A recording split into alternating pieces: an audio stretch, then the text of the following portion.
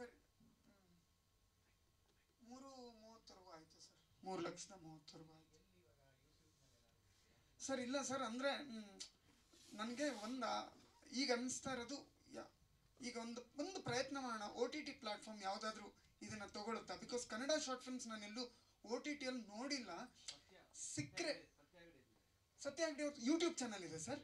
ಅಂದರೆ ನಾನು ಹೇಳ್ತಿರೋದು, ಈಗ ಅಮೆಝಾನ್ ಮಿನಿ ಅಂತ ಇದೆ, ಅಲ್ಲಿ ಬರೀ ಹಿಂದಿ ಆಮೇಲೆ ಬೇರೆ ಲ್ಯಾಂಗ್ವೇಜ್ ಶಾರ್ಟ್ ಫಿಲ್ಮ್ಸ್ ಇದೆ ಸರ್. 30 ಮಿನಿಟ್ಸ್ 15 ಮಿನಿಟ್ಸ್ ಎಲ್ಲ ಇದೆ. ಕನ್ನಡದ್ದು ಯಾವುದೂ ಇಲ್ಲ. ಒಂದ್ಸಲ ನಾನು ಅಪ್ರೋಚ್ ಮಾಡಿ ಟ್ರೈ ಮಾಡಿ ನೋಡೋಣ ಅಂತ. ಒ ಟಿ ಟಿ ಯಾವುದೋ ಒಂದು ZEE5 ಆ ಥರದ್ದು ಯಾವುದಾದ್ರೂ ಒಂದು ಸಿಕ್ಕಿದ್ರೆ ಒಂದು ಒಳ್ಳೆ ಪ್ಲ್ಯಾಟ್ಫಾರ್ಮ್ ಆಗುತ್ತೆ. ಈ ಫಿಲ್ಮ್ಗೆ ವಾಟ್ ಇಟ್ ಡಿಸರ್ವ್ಸ್ ಅದು ಸಿಗಲಿ ಅನ್ನೋದು ನನ್ನ ಆಸೆ ಸರ್. ಇದೆ ಸರ್, ಹೌದೌದು, ಸಬ್ ಟೈಟಲ್ಸ್ ಇದೆ ಸರ್.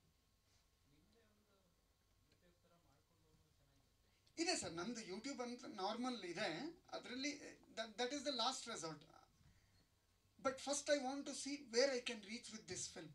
ಎಲ್ಲಿಗೆ ತೊಗೊಂಡು ಹೋಗ್ಬೋದು, ಎಷ್ಟು ಜನಕ್ಕೆ ತಲುಪಬಹುದು ಅದನ್ನು ನೋಡಿ. ಈಗ ಇವತ್ತೇ ಒಂದು ಪ್ರೆಸ್ ಮೀಟ್ ಇಟ್ಕೊಂಡಿದ್ದು, ಮೇಡಮ್ ಹೇಳಿದ್ರಿಂದ, ಮೇಡಮ್ ಅಡ್ವೈಸ್ ಮಾಡಿದ್ರಿಂದ ಇದು ಒಳ್ಳೆ ಫಿಲ್ಮು, ಪ್ರೆಸ್ ಅವ್ರು ತುಂಬ ಇಷ್ಟಪಡ್ತಾರೆ ಈ ಫಿಲ್ಮ್ನ ಅಂತ ಹೇಳಿದ್ರು. ಅವತ್ತು ನಾನು ಡಿಸೈಡ್ ಮಾಡಿದೆ, ಓಕೆ ಮಾಡೋಣ ಅಂತ. ಸೊ ಇವತ್ತಿಲ್ಲೊಂದು 40 ಜನ ನೋಡಿದ್ರಿ. So I could reach 40 more people because of her. So ಈಗ ನೀವು ಒಂದು 10 ಜನ ಕೇಳಿದ್ರೆ ಐ ವಿಲ್ ರೀಚ್ ಮೋರ್. ಹಾಗೆ ಒಂದು ಒ ಟಿ ಟಿ ಪ್ಲಾಟ್ಫಾರ್ಮ್ ಅನ್ನೋದು ಇಟ್ ಈಸ್ ನ್ಯಾಷನಲ್ ಅಥವಾ ಇಂಟರ್ನ್ಯಾಷನಲ್ ಲೆವೆಲ್ ಆಗುತ್ತೆ. ಟ್ರೈ ಮಾಡ್ಬೋದಾ, ಯಾಕೆ ಆಗಲ್ಲ?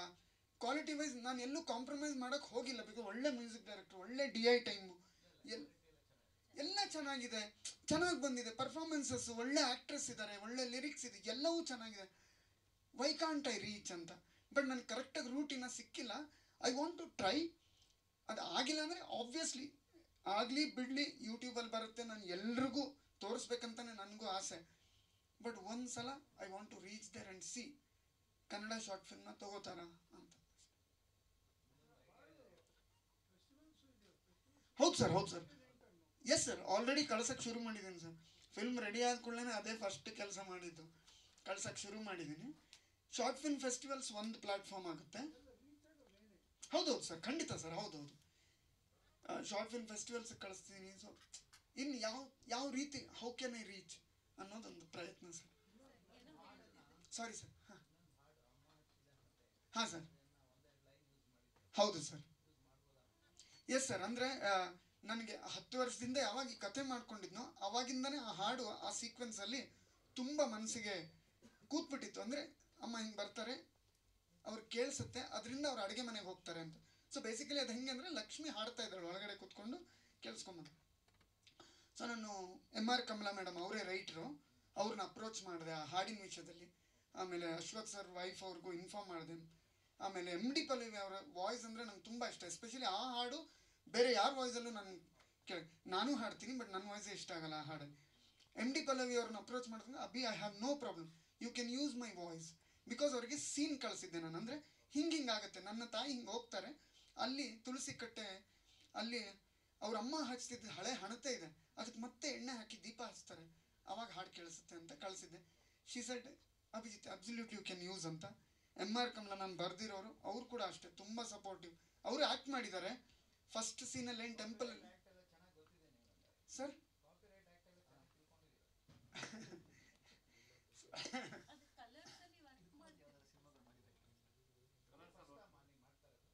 ಸರ್ ಇದು 3ನೇ short film sir. But first ಒಂದು ಹೋಪ್ ಅಂತ ಮಾಡಿದ್ದೆ, ಆಮೇಲೆ ರಂಗಿ ಅಂತ ಮಲೆನಾಡ ಗ್ಲೋಬಲೈಸೇಷನ್ ಬಗ್ಗೆ ಮಾಡಿದ್ದೆ ಸರ್. ಬಟ್ ಬಹುಶಃ ಈ ಫಿಲ್ಮ್ ಇಷ್ಟು ಇದು ನನಗೆ ಪ್ರೆಸ್ ಮೀಟ್ ಕೂಡ ನಾನು ಹೇಳಿದೆ ನಿಮಗೆ, ತುಂಬ ದೊಡ್ಡದು. ನನಗೆ ಈ ಲೆವೆಲ್ಗೆ ಬರೋದಕ್ಕೆ ಒಂದು ತಂಡ ಅಂತ ಏನು ಆಗಿದೆಯಲ್ಲ ಸರ್, ಇದೇ ಕಾರಣ ಸರ್. ಒಬ್ಬ ಮ್ಯೂಸಿಕ್ ಡೈರೆಕ್ಟರ್ ಇರ್ಬೋದು, ಇಲ್ಲ ಇದನ್ನು ಹಿಂಗೆ ಮಾಡೋಣ, ಚೆನ್ನಾಗಿ ಮಾಡೋಣ. ಒಬ್ಬ ಸಿನಿಮಾಟೋಗ್ರಫರ್, ಇಲ್ಲ ಇದನ್ನು ಮಾಡಿದ್ರೆ ಇದೇ ಕ್ಯಾಮ್ರಾನ ಮಾಡೋಣ, ಈ ಥರ ತುಂಬ ಬಂತು. DI ಅವರು ಹಿಂಗೆ ಮಾಡೋಣ ಅಂತ. ಸೊ ಎಲ್ಲರೂ ಸೇರಿಕೊಂಡು ಇದನ್ನು ಈ ಮಟ್ಟಕ್ಕೆ ತಂದಿರೋ ಸರ್. ನಾನಾ ಸರ್? Okay okay. ನಾನು ಅಭಿಜಿತ್ ಪುರೋಹಿತ್ ಅಂತ. ಈಗ ಅರೌಂಡ್ 15 ಇಯರ್ಸಿಂದ ಈ ಇಂಡಸ್ಟ್ರಿಯಲ್ಲಿದ್ದೀನಿ.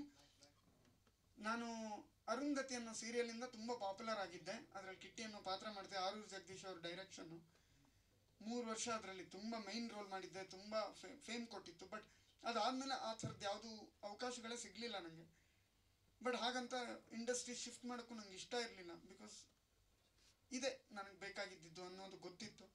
ಹಾಗಾಗಿ ಬಿಹೈಂಡ್ ದ ಕ್ಯಾಮ್ರಾ ಕೆಲಸ ಶುರು ಮಾಡಿದೆ.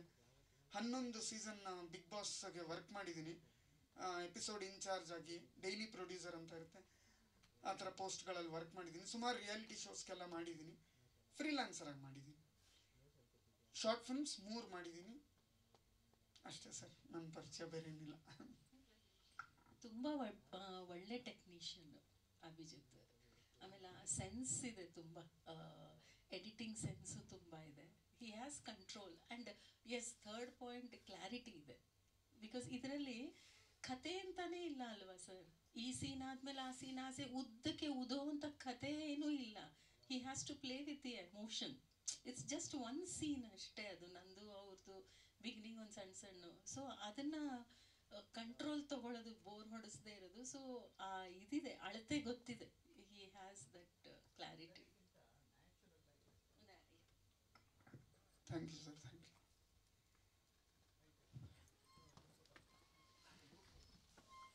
ಭಾಳ ಹೆಮ್ಮಿನೂ ಅದ. ಎಷ್ಟು ಪ್ರೀತಿ ಮಾಡ್ತಾನೆ ಅಂದ್ರೆ ಈಗ ತೋರಿಸಿ.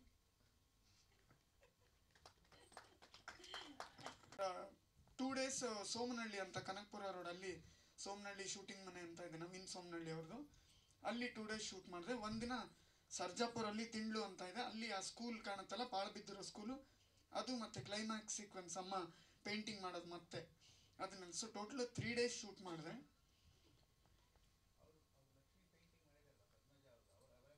ಇಲ್ಲ ಇಲ್ಲ ಇಲ್ಲ ಇಲ್ಲ ಇಲ್ಲ, ಮಾಡಿಸಿದ್ದು.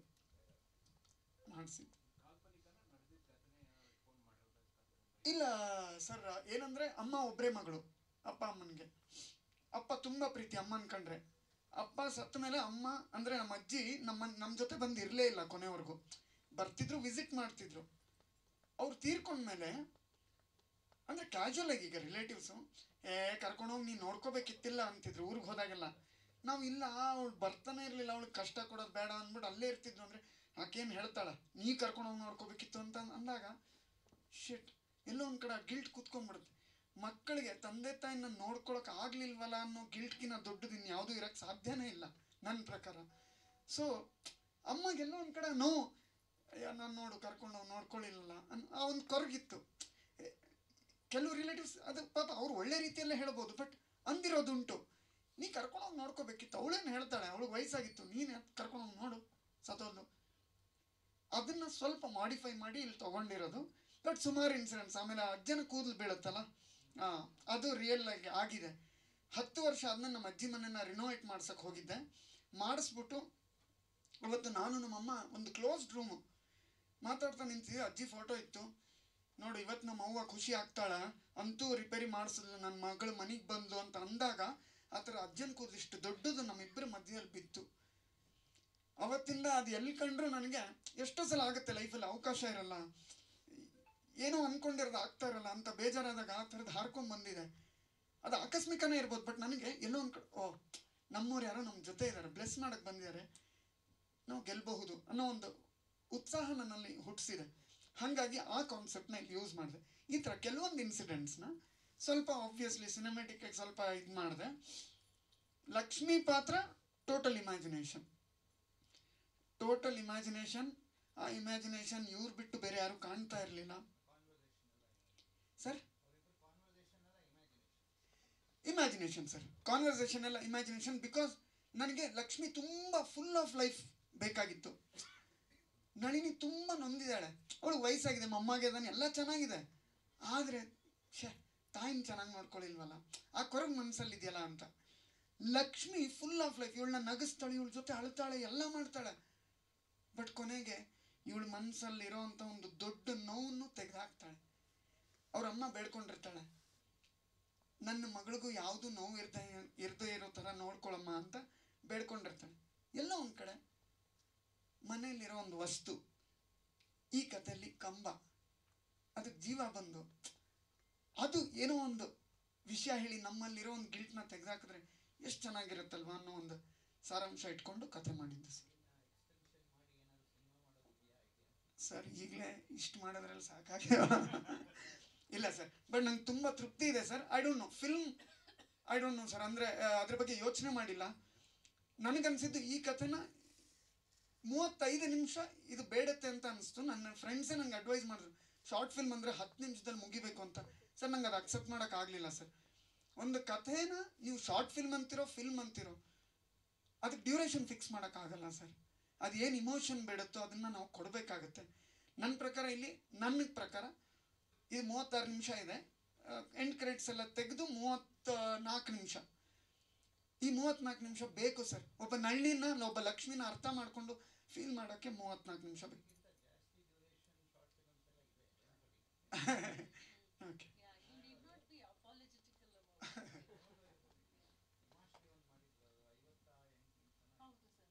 ಹೌದಾ?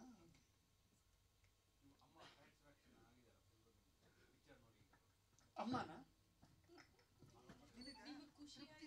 ಹಾಂ ಭಾಳ ಖುಷಿ. ನನಗೆ ಅದು ವರ್ಣಿಸೋಕ್ಕೆ ಆಗಲ್ಲ. ಅಂದರೆ ಆ ಋಣ ಯಾವತ್ತಿಗೂ ತೀರ್ಸೋಕ್ಕಾಗಲ್ಲ.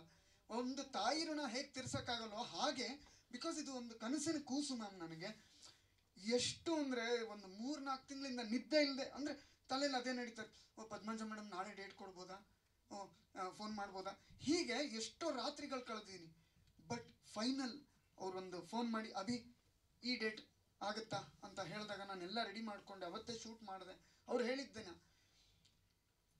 ಎಲ್ಲವೂ ಎಷ್ಟು ಕೂಡ್ ಬಂತು ಅಂದರೆ, ಇಲ್ಲಿ ನನ್ನ ತಂಡ ಕೂತಿದೆಯಲ್ಲ, ಇವ್ರದ್ದೆಲ್ಲರ ಸಹಕಾರ ಇಲ್ಲದೆ ನಾನು ಏನು ಮಾಡೋಕ್ಕಾಗ್ತಿರ್ಲಿಲ್ಲ. ಒಂದ್ಸಲ ಎಲ್ಲರನ್ನು ಇಂಟ್ರೊಡ್ಯೂಸ್ ಮಾಡಿಬಿಡ್ತೀನಿ. ನನ್ನ ಫಿಲ್ಮಲ್ಲಿ DI ಮಾಡಿದಂಥ ಎಡಿಟಾಪ್ ಸ್ಟುಡಿಯೋ ಅಂತ ರಾಜರಾಜೇಶ್ವರ ನಗರದಲ್ಲಿದೆ. ಅದರ ಹೆಡ್ ಈಶ್ವರ್ ಅಂತ, ಹಾಗೂ ಈ ಕಲರಿಸ್ಟು ಇವರು ಅನುರಂಜನ್ ಅಂತ. ಕಥೆ ನೋಡಿ, ಶೂಟ್ ಆಗಿ ಹೋಗಿತ್ತು, ಕಥೆ ನೋಡಿ ನಾವು ಈ ಫಿಲ್ಮ್ ಮಾಡಲೇಬೇಕು ಅಂತ ತುಂಬ ಡೆಡಿಕೇಶನಿಂದ ತುಂಬ ಚೆನ್ನಾಗಿ ಮಾಡಿಕೊಟ್ಟಿದ್ದಾರೆ. ಇವರು ನಮ್ಮ ಮ್ಯೂಸಿಕ್ ಡೈರೆಕ್ಟರ್ ಪ್ರಣವ್ ಅಯ್ಯಂಗಾರ್ ಅಂತ. ಮೇಡಮ್ ಪರಿಚಯ ಮಾಡಿಸ್ಕೊಡೋ ಅಷ್ಟು ದೊಡ್ಡವ ನಾನು, ಎಲ್ರಿಗೂ ಗೊತ್ತಿರೋಂಥವ್ರು.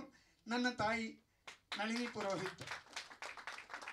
ಫಿಲ್ಮಲ್ಲಿ ನೀವು ಒಂದು ಹಾಡು ನೋಡ್ತೀರಾ, ಕಾಸಿನಗಲ ಕುಂಕುಮದಾಕಿ ಅಂತ, ಅದನ್ನು ಬರೆದವರು ನನ್ನ ಕಸಿನ್ ಸ್ನೇಹ ತೆಗ್ಗಿಹಾಳ ಅಂತ. ಸೊ ಇದು ಒಂದು ತುಂಬ ಒಳ್ಳೆ ಮನಸ್ಸುಗಳು ನನ್ನ ಜೊತೆ ಸೇರಿಕೊಂಡು ಈ ಒಂದು ಕಥೆನ ಸ್ಕ್ರೀನ್ ಮೇಲೆ ತರೋದಕ್ಕೆ ನಾನು ತುಂಬ ಆಭಾರಿ ಎಲ್ರಿಗೂ. ಎಸ್ಪೆಷಲಿ ನಾನು ಹೇಳ್ದಂಗೆ ಸ್ಕ್ರೀನಿಂಗ್ಕಿಂತ ಮುಂಚೆನೇ ಬಂದು ನಾನು ನಿಮ್ಮ ಹತ್ರ ಮಾತಾಡಿದೆ. ನಂಗೆ ಗೊತ್ತಿರಲಿಲ್ಲ ನಾನು ಮಾಡಬೇಕು, ಅಮ್ಮನಿಗೋಸ್ಕರ ಒಂದು ಕಥೆ ಮಾಡಬೇಕು, ಅಮ್ಮನ ಆ್ಯಕ್ಟ್ ಮಾಡಿಸ್ಬೇಕು, ಅವರು ಏನೋ ಒಂದು ಅಚೀವ್ ಮಾಡ್ಬೋದು, ಎಷ್ಟು ಚೆನ್ನಾಗಿರುತ್ತಲ್ಲ ಅಂತ ಒಂದು ಕನಸಿಂದ ಮಾಡಿದೆ. ಆಮೇಲೆ ಓಕೆ ಫಿಲ್ಮ್ ಮಾಡ್ತಾ ಇದ್ದೀನಿ, ಸ್ಕ್ರೀನಿಂಗ್ ಮಾಡಬೇಕಲ್ವ. ಒಂದು 10 ಜನದ ಮಧ್ಯ ಕೂತ್ಕೊಂಡು ಅಮ್ಮಗೆ ಫಿಲ್ಮ್ ತೋರಿಸಿದಾಗ ಒಂದು 10 ಜನ ಬಂದ್ಬಿಟ್ಟು ಅಮ್ಮಗೆ ಎಷ್ಟು ಚೆನ್ನಾಗಿ ಮಾಡಿದ್ಯಾ ಅಂದರೆ ಅದಕ್ಕಿಂತ ನಂಗೆ ಇನ್ನೇನು ಬೇಕು ಅನ್ನೋ ಒಂದು ಆಸೆ ಹುಟ್ಕೊಂತು ಸ್ಕ್ರೀನಿಂಗ್ ಅಂತ ಅಂದ್ಕೊಂಡೆ. ಬಟ್ ಒಂದು ಪ್ರೆಸ್ ಮೀಟ್ ಆಗಬಹುದು, ಒಂದು ನಮ್ಮಮ್ಮನ ಬರ್ತ್ಡೇಗಂತ ಇದು ಡೆಡಿಕೇಟ್ ಮಾಡಿದ ಫಿಲ್ಮು, 69ನೇ ಬರ್ತ್ಡೇಗೆ. ಅದಕ್ಕೆ ಅಲ್ಲೊಂದು ಸ್ಪೆಷಲ್ ಬ್ಯಾನರ್ ಇದೆ, ಸ್ಟ್ಯಾಂಡಿ ಅವ್ರದ್ದೆಲ್ಲ ಹಳೆ ಫೋಟೋಸ್ದು. ಆ ಬ್ಯಾನರ್ ಆಗಬಹುದು, ಈ ಪ್ರೆಸ್ ಮೀಟ್ ಆಗ್ಬೋದು, ಎಲ್ಲವನ್ನು ಹುರಿದುಂಬಿಸಿದ್ದು ಪದ್ಮಜರಾವ್ ಮೇಡಮ್. ಅಭಿ ಇದನ್ನ ಸಿಂಪಲ್ ಆಗಿ ನೀನು ಮಾಡೋಕ್ಕೆ ಆಗಲ್ಲ, ಇದು ತುಂಬ ಒಳ್ಳೆ film, you have to do it well, ಚೆನ್ನಾಗಿ ಮಾಡು. ನನ್ನ ಪೋಸ್ಟರ್ ಇಲ್ಲದೆ ಇದ್ರೂ ಪರವಾಗಿಲ್ಲ, ಬೇಕಾರೆ ಅಲ್ಲಿ ನೀವು ಅಮ್ಮ ಸ್ಪೆಷಲ್ ಪೋಸ್ಟರ್ ಮಾಡಿಸು, ಬ್ಲ್ಯಾಕ್ ಆ್ಯಂಡ್ ವೈಟ್ ಫೋಟೋಸ್ ಎಲ್ಲ ಹಾಕ್ಬಿಟ್ಟು ಹಿಂಗೆ ಮಾಡು ಹಂಗೆ ಮಾಡು ಅಂದ್ಬಿಟ್ಟು ಎಷ್ಟು ಹುಮ್ಮಸ್ ತುಂಬಿದ್ರು ಅಂದರೆ ನನಗೆ ಓಕೆ, ಪ್ರತಿಯೊಬ್ಬ ವ್ಯಕ್ತಿಗೂ ಒಂದು ಅವಕಾಶ ಅಂತ ಸಿಗುತ್ತೆ, ಅದನ್ನು ಉಪಯೋಗಿಸ್ಕೋಬೇಕು ಅಂತ ಅವತ್ತು ತುಂಬ ಛಲ ಬಂತು. ಅದರ ರಿಸಲ್ಟೇ ಇವತ್ತು ಇಲ್ಲಿ ಸ್ಟ್ಯಾಂಡ್ ಇರೋದು, ಈ ಪ್ರೆಸ್ ಮೀಟ್ ಆಗ್ಬೋದು, ಎಲ್ಲವೂ. So thank you ma'am. ನೀವು ಅವತ್ತು ಎನ್ಕರೇಜ್ ಮಾಡಿದ್ದು, ನೀವು ನನ್ನ ಜೊತೆ ನಿಂತಿರಲಿಲ್ಲ ಅಂದರೆ ಬಹುಶಃ ಇಷ್ಟು ಗ್ರ್ಯಾಂಡಾಗಿ ಆಗ್ತಾನೆ ಇರಲಿಲ್ಲ. So thank you so much. ನಮಸ್ಕಾರ ಎಲ್ಲರಿಗೂ.